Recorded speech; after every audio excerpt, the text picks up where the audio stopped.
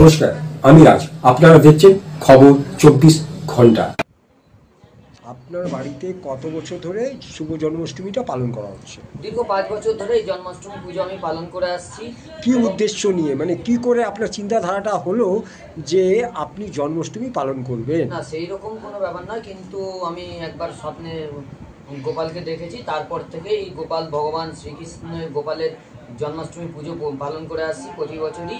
এবং এই পুজো উপলক্ষে বিশিষ্ট ব্যক্তিবর্গরা প্রত্যেক বছরই থাকে। এবছর উদ্বোধক আমার হিসেবে ছিল বাঁশবেড়িয়া রামকৃষ্ণ বিবেকানন্দ আশ্রম আছে বেলুড় মঠ পরিচালিত, সেইখানকার স্বামী প্রেমাত্মানন্দ মহারাজ ছিল।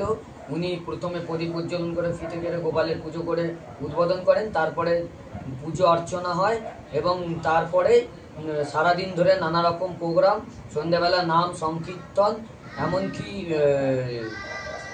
হবে গীতা শ্লোকের পাঠও আছে।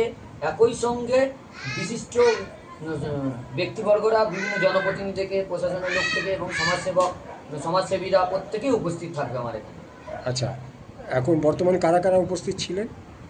আমার এখানে যেমন বর্তমানে জিরাটের এক মহারাজ এসেছিলেন, বেলুড় মঠের মহারাজ ছিলেন, অযোধ্যার মহারাজ ছিলেন, তারপরে চুইড় পৌরসভার পৌরপ্রধান থেকে শুরু করে লোকাল কাউন্সিলররা, জনপ্রতিনিধি প্রত্যেকেই।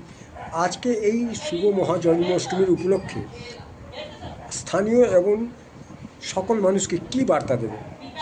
একটাই প্রার্থনা ভগবানের কাছে, গোপালের কাছে, যে এই যে দেশে হানাহানি বা এই যে জাতির যে ব্যাপারটা আছে, এটা যাতে তাড়াতাড়ি বিলুপ্ত হয়। এবং শুধু তাই নয়, যাতে এরপরে কখনো এই ধরনের সমস্যা না দেখা দেয়, সেটাই প্রার্থনা করব।